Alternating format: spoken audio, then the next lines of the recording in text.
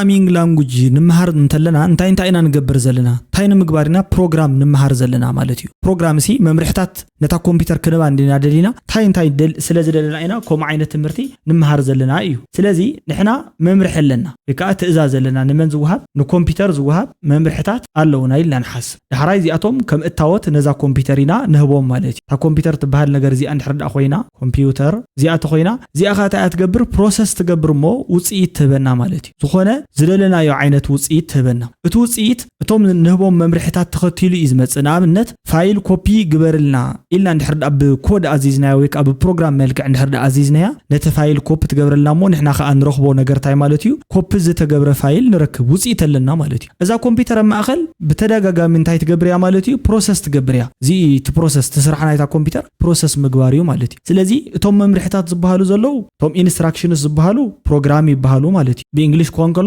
ፕሮግራም ይበሃሉ ታ ኮምፒውተር ባዕላታ ኮምፒውተር ያ ካልእ ነገር የብላን ኮምፒውተር ትበሃል ማለት እዩ እቲ ውጽኢት ዝሃበትና ድማ ሪዛልት እንዲዩ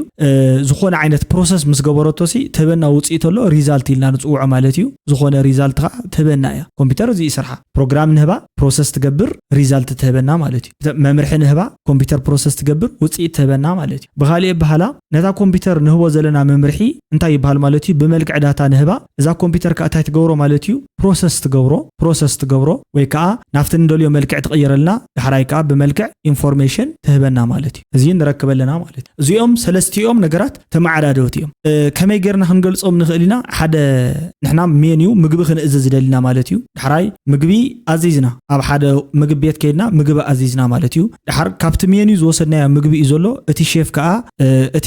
ኣሳሳይ መጀመርታ ማለት እዩ ዌይተር ተቐቢሉና ትእዛዝ ንሕና ከዓ እንታይ ሂብናዮ ማለት እዩ መምርሒ እንታይ ከኣትዎ የብሉን ገለገለ ዝብል ጉዕ ከኣትዎ የብሉን በርበረ ገለገለ ከይትወስኸሉ ቅመማ ቅመም ከይትገብረሉ ገለገለ ዝብል መምርሒ ሂብናዮ ኢልና ንግለጽ ማለት እዩ ድሓር እዚ ዌይተር ንመን ከይድ ነጊርዎ ነዚ ሼፍ ነጊርዎ ኣሎ ማለት እዩ እዚ ሼፍ ከዓ እንታይ ይገብረሎ ኣብ ውሽጢ እዩ ዘሎ ምግቢ ፕሮሰስ ይገብረሎ ማለት እዩ ወይ ከዓ ኩክ ይገብረሎ ማለት እዩ ኩክ ይገብረሎ እቲ ምግቢ ማለት እዩ ኩክ ምስ ገበረ እቲ ምግቢ ንሕና ክንበልዖ እንዲ ሓቀይ ዝዳለወልና ዘሎ እቲ ምግቢ ብድሕሪኡ እቲ ምግቢ ከዓ ከም ውጽኢት ተመሊሱ በቲ ዝኣዘዝናዮ መሰረት ረኺብና ኣለና ኣብዚ ከዓ ዝብላዕ ምግቢ ረኺብና ኣለና ማለት እዩ ንበልዕ ኣለና ኢልና ንሓስብ ኣለና ሕጂ እቲ ዝብላዕ ምግቢ እታ መምርሕታት ዝሃብናያ እቲ ዳታ ወይ ከዓ እቲ ኢንስትራክሽን ፕሮግራም ተባሂሉ ይጽዋዕ ብኮምፒውተር እቲ ሼፍ ልክዕ ከም ኮምፒውተር ሕሰብዎ እቲ ሼፍ ማለት እዩ እቲ ሼፍ እዩ እቲ ኮምፒውተር ዘሎ እቲ ዌይተር ነታ ኮምፒውተር ምሽ ትእዛዝ ንህባ ኣለና ንኣብነት ትእዛዝ ብምንታይ መልክዕ ንህባ ብድምፂ መልክዕና ንህባ ናብ ማይክሮፎን ቀሪብና ንህባ ካሜራ ድና ንህባ ዘለና ፎቶ ድና ንህባ ዘለና ብካሜራ ንህባ ኣለና ማለት እዩ ማውዝ ድና ንህባ ዘለና ብማውዝ መልክዕ ድዩ ብቴክስት መልክዕ ድዩ ዝህባ ዘለኹ ሕጂ ንኣብነት ንህባ ኣለና ፕሮሰስ ጌራ ከዓ እንታይ ትገብረልና ኣሎ እቲ ሼፍ ልክዕ ነቲ ምግቢ ኩክ ጌሩ ወይ ከዓ ከም ዘብሰሎ ንሳ ከዓ ፕሮሰስ ትገብር ማለት እዩ ታ ኮምፒውተር እዚ ይስርሓ ፕሮሰስ ምግባራዊ እዚ እዩ ዘሎ ማለት እዩ ኣብ መወዳእታ ንሕና ዘለለናያ ነገር ዝብላዕ ምግቢ ማለት እዩ ወይ ከዓ ጥዑም ምግቢ ደሊና ነርና ንሱ ከዓ ብመልክዕ ኢንፎርሜሽን ትህበና ታ ኮምፒውተር ማለት እዩ እዚ እዩ ናይ ሓንቲ ኮምፒውተር ስራሕ ስለዚ ንሕና ፕሮግራሚንግ ላንጉጅ ዝበሃል ነገር ንምሃር ዘለና ቀዳማይ ዕላማና እንታይ ንምግባር ማለት እዩ ነታ ኮምፒውተር ትእዛዝ ሂብናያ ትእዛዝ ፕሮሰስ ጌራ ትክክለኛ ውጽኢት ክትበና ማለት እዩ ስለዚ ፋንዳሜንታሊ መወዳእታ ማለት እዩ ኤንቢ ተባሂሉ ዝዝረብ ዘረባ ማለት እዩ ኣብዚኦም ትሕዙ ዝግባእ ዳታ ብዳታ መልክዕ ንኮምፒውተር ንህባ ንሳ ከዓ ፕሮሰስ ትገብሮ ፕሮሰስ ምግባር ማለት ኣናላይዝ ትገብሮ ኮምፒውተር ዝግበር ተልዩ ኮምፒውተር ትገብር መሳርሕታት ኣለዋ እዚ ዝገብሩ ኣብ መወዳእታ ከዓ ኢንፎርሜሽን ዝበሃል ነገር ትህበና ኢንፎርሜሽን ከዓ ንብዙሕ ነገር ይጠቅመና ማለት እዩ ስለዚ ዳታ እቲናላ ኮምፒውተር ማእኸል ፕሮሰስ ጌራቶ ኣብ መወዳእታ ድማ ዝውሃብ ሓደ ኢንፎርሜሽን ዝበሃል ነገር ሂባትና እዚ ዳታ እዚ ብምንታይ መልክዕ ክንባለና ኢልና ነታ ኮምፒውተር ንሓስብ እንተለና ሽዑ ፕሮግራም ዝበሃል ነገር ዘልየና ማለት እዩ ነዚ ከዓ ኢና ንሕና ንምሃር ዘለና ማለት እዩ ሕጂ ቅጽል ኣቢልና ንሪኦም ኣብ ካልእ ሌሰን ንሪኦም ትሕዝቶታት ማለት እዩ ዳታ ታይ ማለት እዩ ዳታ ብኸመይ መልክዕ ንኮምፒውተር ይውሃብ ኮምፒውተር ዳታ ብምንታይ መልክዕ ተቀበሎ እታወት ብምንታይ ተቀበል ፕሮሰስ ዝገብር ኣካል ናይ ኮምፒውተር ኣየና እዩ ኢንፎርሜሽን ማለት እንታይ ማለት እዩ ንምንታይ ከእዩ ዝረብሕ ኣብ መንጎ ዳታን ኣብ መንጎ ኢንፎርሜሽንን ዘሎ ኣፈላላይከ እንታይ ማለት እዩ ዝብል ናይ ቀጻላይ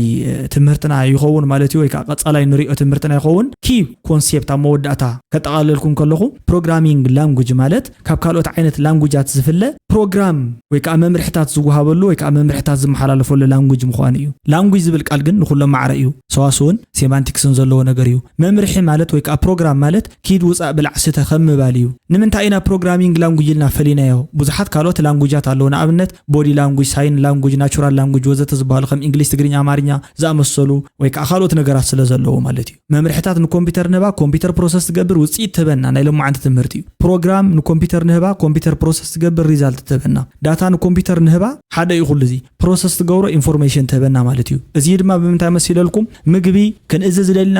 መምርሕታት ንዌተር ሂብናዮ ዌተር ነቲ ሼፍ ነጊሮ እቲ ሼፍ ዝደልናዮ ምግቢ ኣብሲሉሉ ሂቡና ዝብላዕ ምግቢ ፈጢሩ ማለት እዩ ኮምፒውተር እውን ልብ ተመሳሳሊ ተናይ መወዳእታ ውፅኢት ተብታሕት ዘላ ዳታ ኢና ንህባ ፕሮሰስ ያ ትገብሮ ኢንፎርሜሽን ዝበሃል ነገር ያ ንዓና ትህበና ኢንፎርሜሽን ንምንታይ ይጠቅም ኮምፒውተር ከመይ ገራ ፕሮሰስ ትገብር ብምንታይ መልክዕ ዳታ ፕሮግራም ጌርና ንህባ ከመይ ከዩ ፕሮግራሚንግ ቀሊል ዲዝብል ብጣዕሚ ደፊኒትሊ ቀሊል እዩ ካብዚ መምርሒ ሓደ ወይ ከዓ ቪድዮ ሓደ ሪኢኹሞ ተበጊስኩሞ ዘለኹም ሓሳብ ካብኡ ዝቀለለ ከኣዩ ተቐፂሉ ዝመጽ ዘሎ ማለት እዩ ወድሓንኩም ድሕና ቀኒታ ይኽብለኩም ዝደለ ማለት እዩ ለዋም ቀነ ይምነየልኩም ጽጽቡቕ ይስምዐና ቻው ድሕና ቀኒውታ